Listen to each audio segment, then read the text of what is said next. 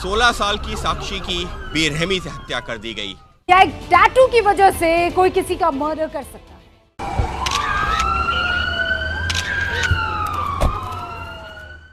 Hello जी, नमस्ते। Your most welcome on TCS। ये case हमारे देश के लिए ही नहीं, इनफैक्ट हम सब के लिए बहुत ही ज़्यादा शर्मनाक है, क्योंकि इस केस से पता चलता है कि हमारे समाज में या हम सब में कहीं ना कहीं किसी न किसी हद तक इंसानियत मर चुकी है। 28 मई 2023 रात 8:45 पर दिल्ली में एक लड़की को मार दिया जाता है, और उस लड़की को कहीं किसी रूम में या फिर रात के अंधेरे में या किसी कोने में नहीं, बल्कि एक ऐसे जगह पे मारा जाता है जहाँ पे लोगों का लगातार आना जाना लगा हुआ था। और उस लड़की को मारने के बाद वो कातिल उन्हीं लोगों के बीच से सीना ताने फरार हो जाता है, लेकिन किसी ने भी उसको रोकने या पकड़ने की हिम्मत नहीं दिखाई। तो चलिए जानते हैं आखिर साहिल और साक्षी के बीच में ऐसा हुआ क्या था जिसमें साहिल ने साक्षी को इतनी बुरी तरीके से मार दिया।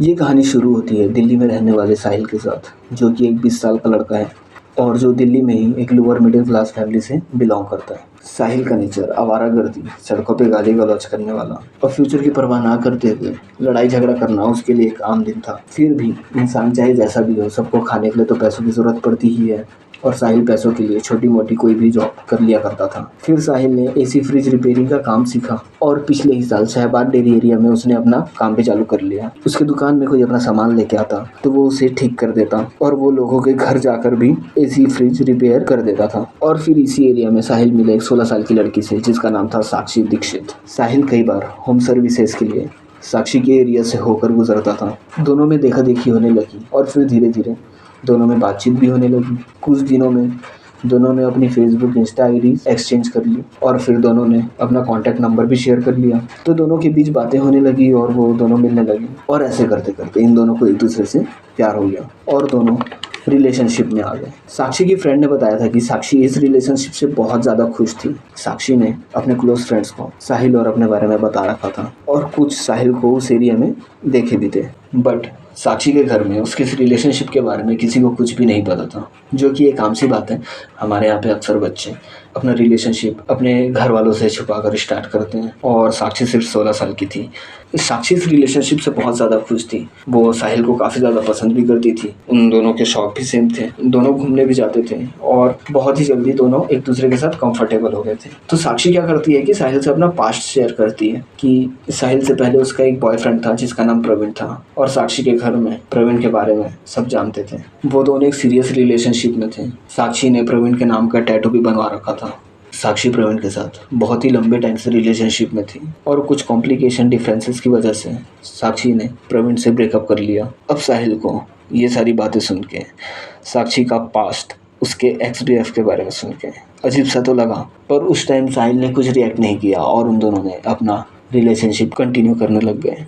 पर एक बात साहिल के दिमाग में रह जाती है कि प्रवीण नाम का लड़का साक्षी के लाइफ में था, या प्रवीण इतना इंपॉर्टेंट था कि साक्षी ने अपनी बॉडी पे उसके नाम का टैटू भी करा रखा था। फिर इसी साल 2023 में ही मई के स्टार्टिंग में साहिल को ये पता चलता है कि साक्षी और प्रवीण अभी भी कांटेक्ट में हैं। वो चैटिंग तो करते ही हैं, इन रियल वो कभी कभी मिलते भी हैं। साहिल को ये सारी बातें पता चलने के बाद उसे बिल्कुल पसंद नहीं आया, और वो साक्षी के पास गुस्से में गया और साक्षी से ये सारी बातें कन्फर्म किया। तो साक्षी ने बोला कि तुम बिल्कुल चिंता मत करो, अब हमारे बीच ऐसा कुछ भी नहीं है, वो सिर्फ मेरा दोस्त है, तुम बिल्कुल भी टेंशन मत लो। तो साहिल गुस्से में साक्षी को धमकाते हुए बोलता है कि अब तू उस लड़के से मिलना और बात करना बंद कर दे, नहीं तो तेरे साथ बहुत बुरा होगा। मैं कुछ भी कर सकता हूँ, मैं उस लड़के को ही मार दूंगा।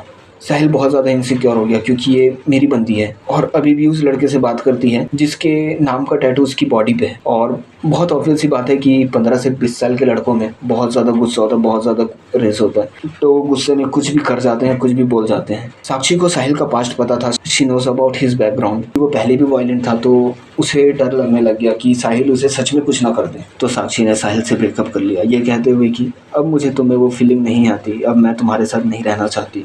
ब्रेकअप के बाद में साहिल सोचता है कि कहीं अभी भी साक्षी और प्रवीण के बीच में कुछ चल तो नहीं रहा है, और इसी बात को लेके उन दोनों में काफ़ी ज़्यादा झगड़ा हुआ, काफ़ी ज़्यादा हल्ला हुआ, और अब साक्षी साहिल से सच में डरने लग गई। तो अपने डिफेंस में साक्षी अजय उर्फ झबरू के पास हेल्प के लिए जाती है। बेसिकली साक्षी की 2 क्लोज फ्रेंड्स थी, आरती और नीतू, तो उसने आरती को सारा मैटर बताया कि यार देख ऐसी ऐसी बातें हैं, अब मैं क्या करूं। तो आरती ने साक्षी को बताया कि एक बंदा है झबरू, वो तुम्हारी हेल्प कर सकता है। झबरू ही वॉज लाइक कि वो एरिया का डॉन, एरिया का भाई जो होते हैं ना, अपने पीछे 4 लौंडे लेके चलते हैं, उस टाइप का लड़का था। झबरू साक्षी की सारी बातें सुनता है, उसे समझता भी है और झबरू के नाक में ये बात लग जाती है कि यार मेरे एरिया की लड़की को कोई कैसे छेड़ सकता है। तो झबरू साक्षी से कहता है कि तुम बिल्कुल टेंशन मत लो, मैं साहिल से बात करूंगा, मैं उसे समझा दूंगा। और झबरू वैसे ही करता है, वो साहिल से मिलता है, उसे समझाता है कि तू उस लड़की के आसपास भी मत दिख जाना, नहीं तो तेरे लिए बहुत ज्यादा बुरा होगा। और साहिल इसे सच मान लेता है कि झबरू साक्षी के लिए साहिल को मार देगा। वो बहुत ज्यादा डर जाता है या फिर उसका ईगो हर्ट हो जाता है कि कोई कैसे उसको धमका सकता है, और वो कुछ नहीं कर पाया। और अपने इसी ईगो ट्रिप के चलते साहिल ने साक्षी को मारने का प्लान बना लिया। इधर साक्षी करीब 1 महीने से अपने फ्रेंड आरती के यहाँ पे रह रही थी। रीज़न क्या था ये तो हमें नहीं पता, पर एक मीडिया क्लिप में सामने आया था कि साक्षी के पापा ने बताया था अगर वो साक्षी को डांट देते या कुछ बोल देते तो वो अपने दोस्त के यहाँ पे रहने चले जाती थी। साहिल से बात न किए हुए भी साक्षी को काफ़ी टाइम हो गया था, तो उसका टेंशन भी कम होने लग गया और वो वापस अपने रूटीन में आ गई। वो शाम को घूमने जाती है, अपने दोस्तों से मिलती है, अपने दोस्तों के साथ चिल करती। पर साक्षी इस बात से अनजान थी कि साहिल उसके पूरे इस रूटीन को नोटिस करता है। वो कहाँ जाती है, वो किस टाइम में घर से बाहर निकलती है, वो किस टाइम घर पे जाती है, वो किससे मिलती है। फिर साहिल ने साक्षी को मारने का प्लान बनाया। साहिल को पता था कि साक्षी अपने दोस्त आरती के साथ मार्केट के साइड घूमने निकलती है और अपने बाकी दोस्तों से मिला करती है और करीब रात को 9 बजे अपने घर वापस आ जाती है। 28 मई की रात को उसी रास्ते पर साहिल साक्षी का वेट कर रहा होता है और उसने अपने साथ में एक चाकू भी लाया था। रात को करीबन 8:30 बजे आरती और साक्षी इस रास्ते से आए और आरती अपने दोस्त नीतू को लेने के लिए आगे बढ़ जाती है। साक्षी उन दोनों का वहीं वेट करने लगी। जैसे ही आरती दूसरे मोड़ पे गई अपने दोस्त को लेने के लिए, साक्षी वहां बिल्कुल अकेली थी। साहिल ने उस मौके का फायदा उठाया। साहिल साक्षी को खींचते हुए एक पोल के पास ले गया और ये दोनों एक दूसरे पर चिल्लाने लगे। कुछ ही सेकंड में साहिल ने साक्षी को मारना चालू कर दिया था और वहाँ जो भी हो रहा था वो सारी चीज़ें उस एरिया में लगे सीसीटीवी कैमरे में रिकॉर्ड हो रही थी। इस कैमरे में वो भी रिकॉर्ड हुआ जब साहिल साक्षी को बुरी तरीके से चाकू से मार रहा होता है और वहाँ से उस रास्ते से कुछ लोगों का आना जाना लगा हुआ था। फिर भी किसी ने साहिल को रोकने की या साक्षी की मदद करने की कोशिश नहीं की थी। वो उन्हें देखते थे और आगे बढ़ जाते थे। फिर वहाँ एक आदमी आता है जिसने साहिल को रोकने की कोशिश की, साहिल का हाथ पकड़ा। फिर साहिल उसे चाकू दिखाकर डरा देता है और वो भी आदमी डर के भाग जाता है और एंड में साहिल उस चाकू को साक्षी से निकालता है, साक्षी के सिर पर जोर से लात मारता है और वहाँ से उन लोगों के बीच से सीना तान के बेफिक्र चलते हुए, भाग के भी नहीं बेफिक्र चलते हुए सीना तान के वहाँ से निकल जाता है। वहाँ पे इतने लोग थे फिर भी किसी ने साहिल को पकड़ने की कोशिश नहीं की और ना ही उन्होंने पुलिस को बुलाया था। फिर जब बाद में वहाँ पे हल्ला हुआ और भी लोग आए तो उन्होंने पुलिस को बुलाया। साहिल तो वहाँ से भाग गया था पर वो ये जानता था कि पुलिस उसे पकड़ ही लेगी, तो उसने अपना थोड़ा सा भी जो भी दिमाग था वो लगाया।